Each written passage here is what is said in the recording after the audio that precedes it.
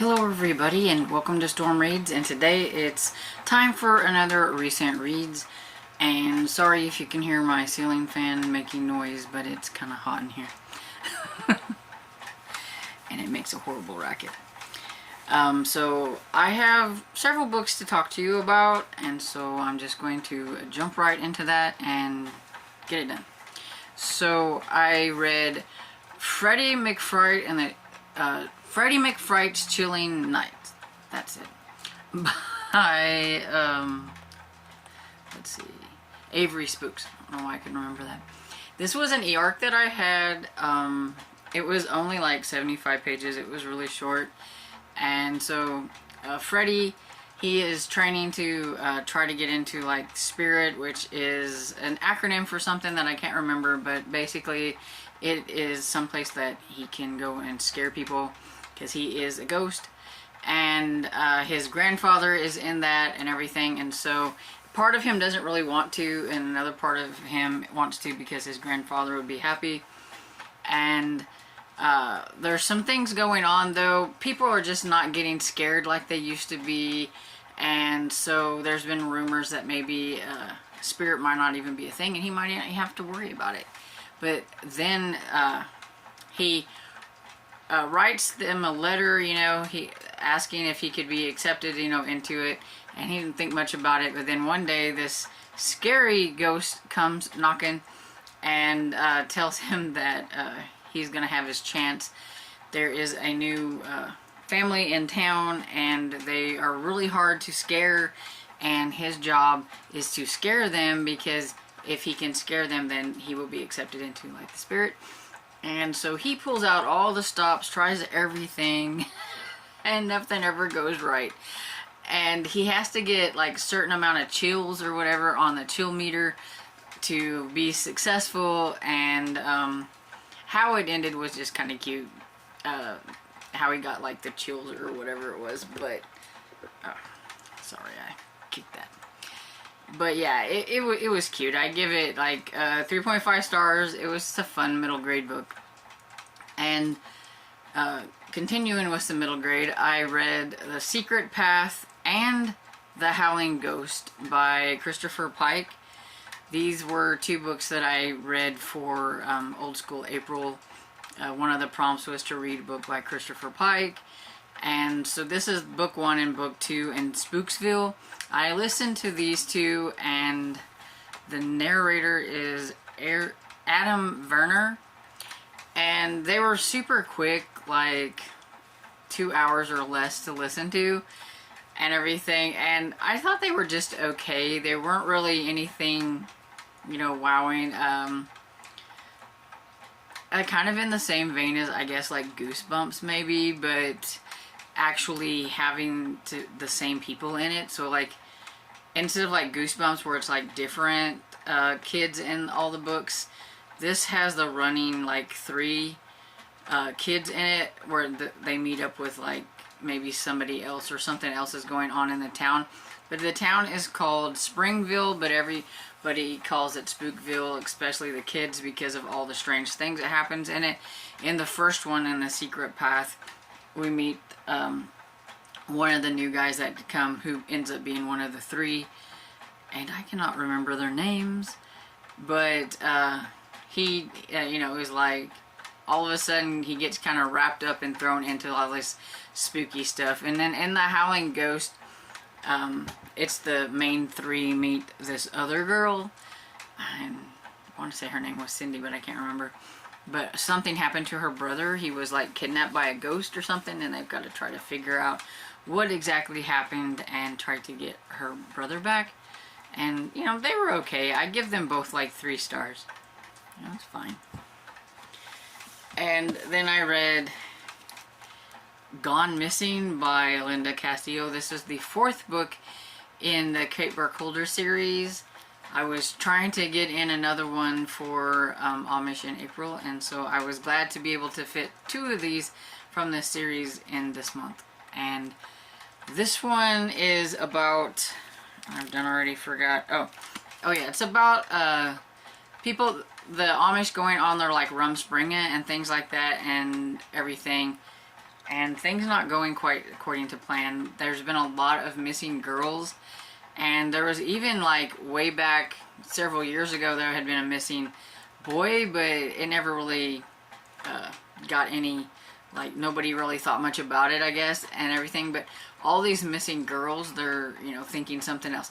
Some think that, well, maybe it's just that the Amish wanted to leave, and that's just how they did it, you know, on their Rumspringa. They just left and never talked to anybody again. But some of the families, you know, some of the stuff that was going on with the families, it just led Kate Burkholder and her semi sort of boyfriend off and on again, John Tomasetti, to look into things a little bit deeper, especially when they found out that there's been several different girls that have gone missing.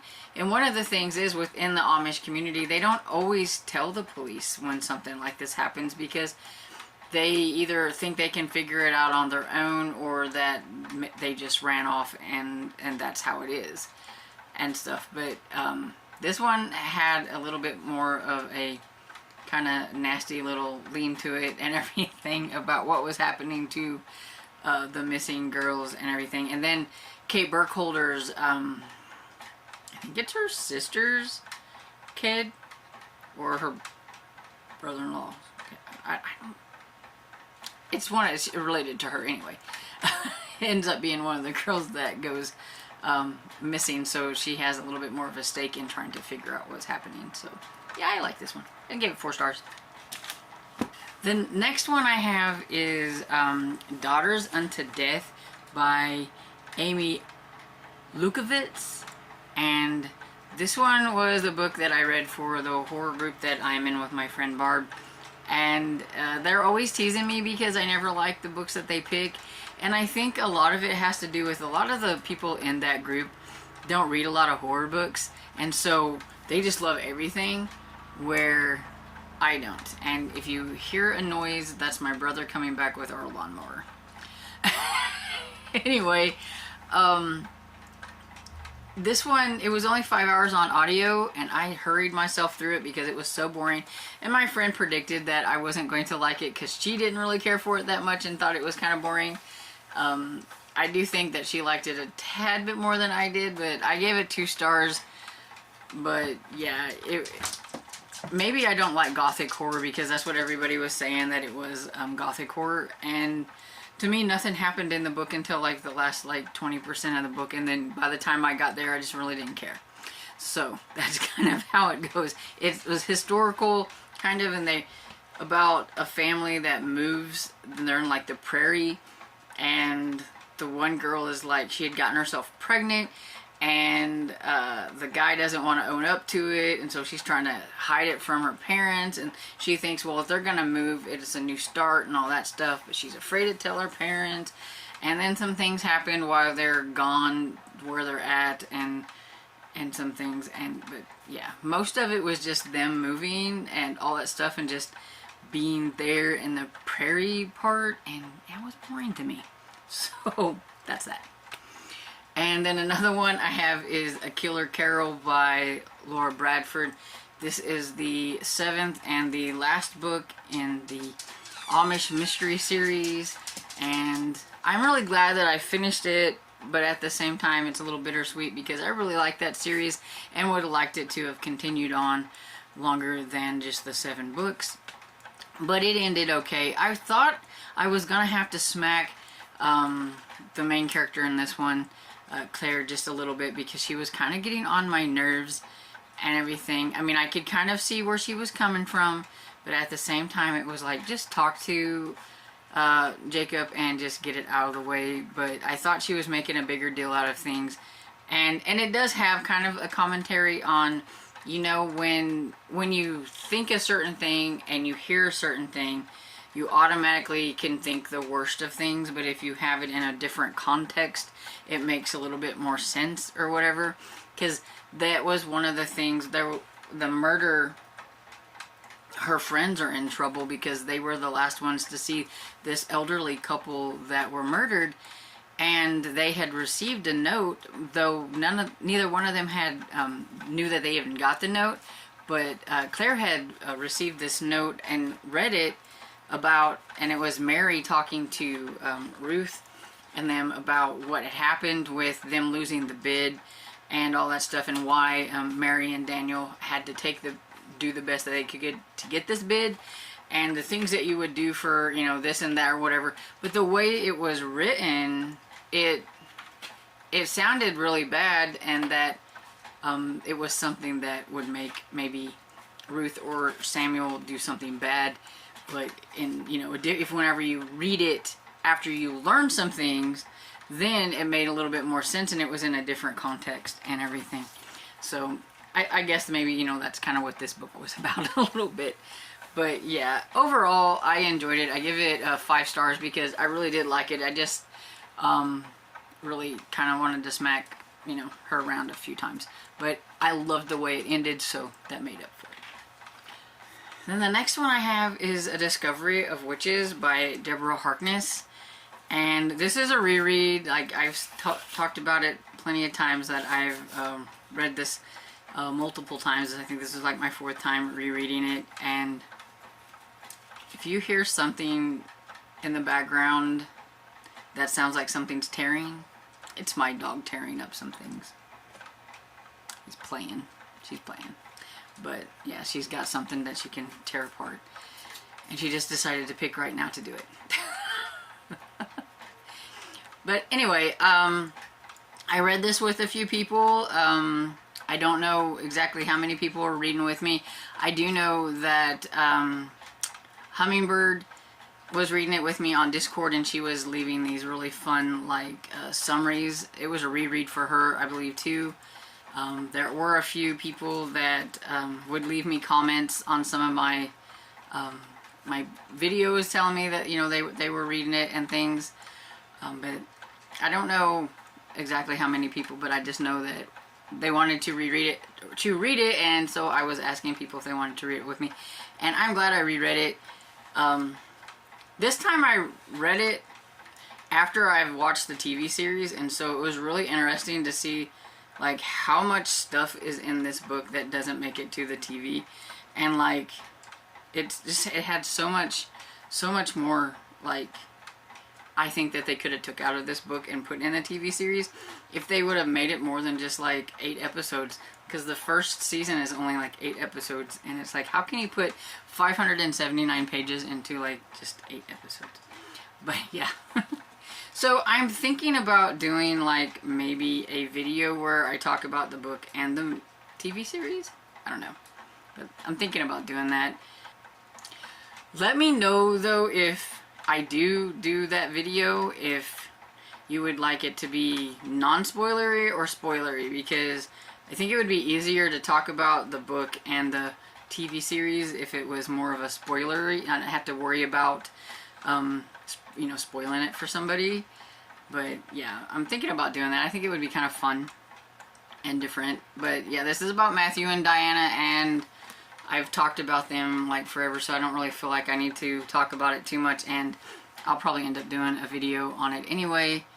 And so I'm not gonna say a whole lot about it right now, but 5 stars. Then the last book is my last book for People April. I read Who Was Daniel Boone by Seidel Kramer. And there's always been like talk about how I'm like related to Daniel Boone sometime, way back there and everything. And I do have family that come from like around Kentucky and all that, where he was from.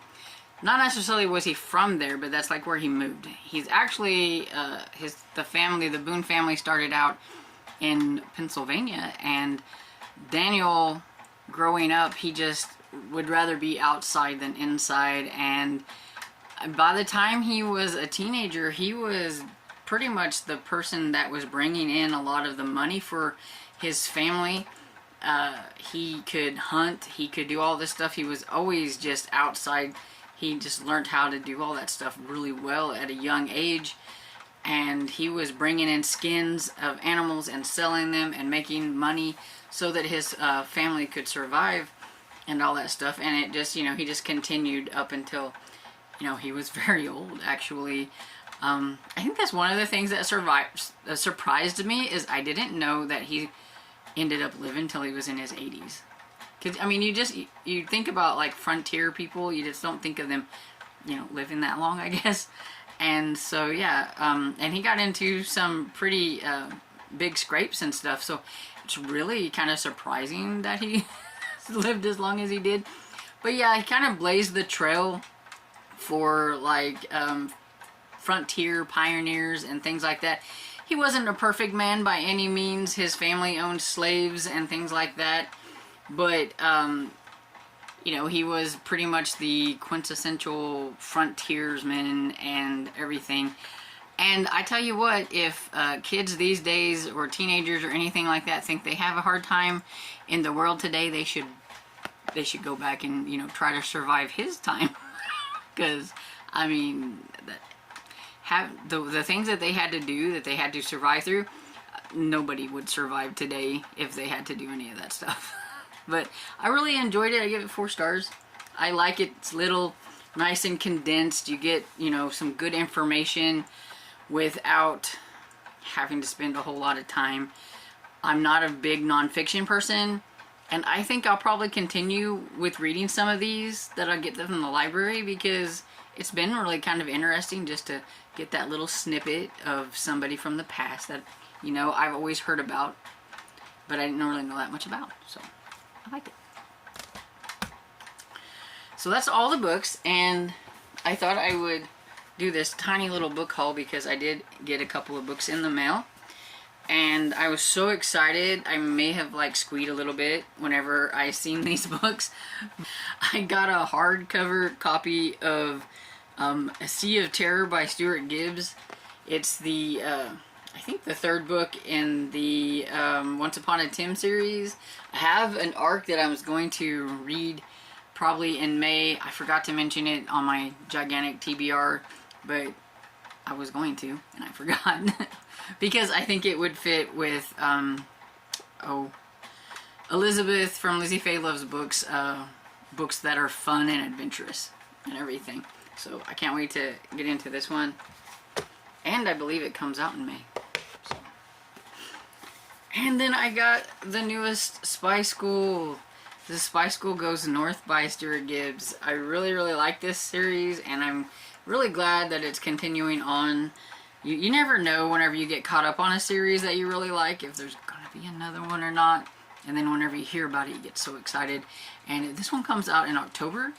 And so I have plenty of time to get to it, but I really want to get to it now. But I have too many things on my TBR for May, so it may have to wait a little bit, but I can't wait. So yeah, that's everything. This short little book haul there. And so have you read any of the books that I mentioned? If you did read Discovery of Witches, like I was mentioning before, please comment down below and let me know what you thought about it. I know that some are still working on it and still reading on the first one, which is cool. I'm going to be starting on the second one. But, you know, just follow along with me. It doesn't matter how long it takes you. But, you know, keep me updated if you're liking it or not liking it, things like that. And so I hope you enjoyed this video. And if you did, please give it a thumbs up and subscribe. And I will see you all in the next video. Bye.